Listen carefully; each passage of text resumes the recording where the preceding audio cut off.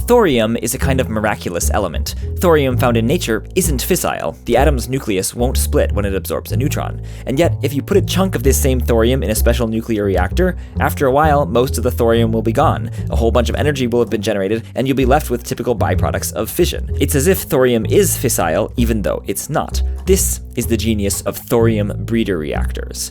Oh, and I should disclose here that this video is sponsored by Copenhagen Atomics, who are working to make thorium power a reality, but they didn't get any say in the video and didn't get to review it before posting. The standard oversimplified picture of a fission reactor is a uranium nucleus splits apart, or fissions, releasing heat energy and 2 or 3 neutrons, and those neutrons go on to be captured by more uranium nuclei and cause them to fission, releasing more heat energy and more neutrons, and so on. The heat is used to generate electricity, the neutrons to maintain the fission chain reaction. However, the actual story is more complicated. When a nucleus splits, there are actually 4 things that can happen to the neutrons it emits. 1, like we've already mentioned, they can be captured by a fissile atom like uranium-235, causing it to fission and release more neutrons. And this part has to happen on average at least once per fission to sustain the chain reaction. 2, neutrons can be captured by the nuclei of other atoms in the reactor without causing fission, like maybe the metal case, or the moderator, or the control rods, or whatever. 3, neutrons can escape and leave the reactor entirely. Or 4, a neutron can be captured by an atom that's not fissile and transmute it into an atom that is fissile. Because remember, these are atomic nuclei we're dealing with.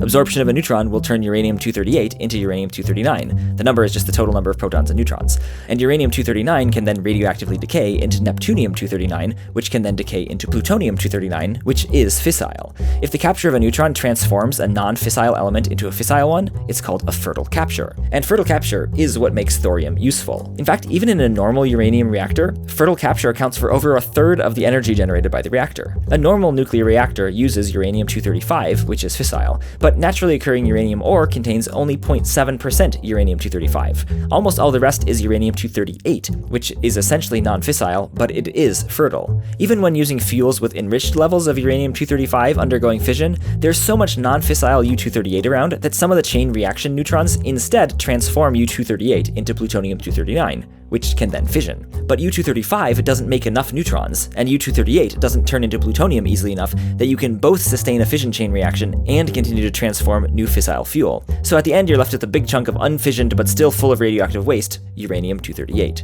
There's a different kind of reactor called a fast breeder reactor that uses plutonium as the primary fissile fuel and uranium-238 as a fertile secondary source. This combination can both sustain the fission chain reaction and transform new fuel in a self-sustaining way. But fast breeder reactors are less researched, more expensive, and harder to run effectively, for now. This is where thorium comes in. The same route used in the transformation of uranium-238 to plutonium-239 can be replicated down here, starting instead with thorium-232.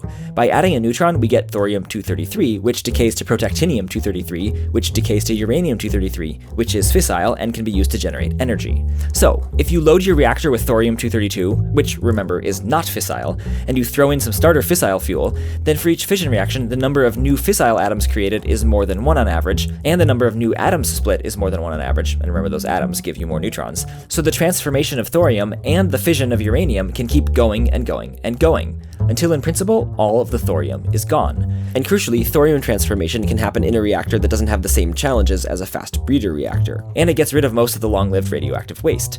And thorium is more abundant than uranium, and doesn't need the expensive refining process to concentrate the fissile uranium-235, and so you can see why people get excited about thorium. There are, of course, challenges and downsides to making thorium reactors, which is why we don't have, and so far have never had, commercial energy generation from thorium. But that's fertile material for another time.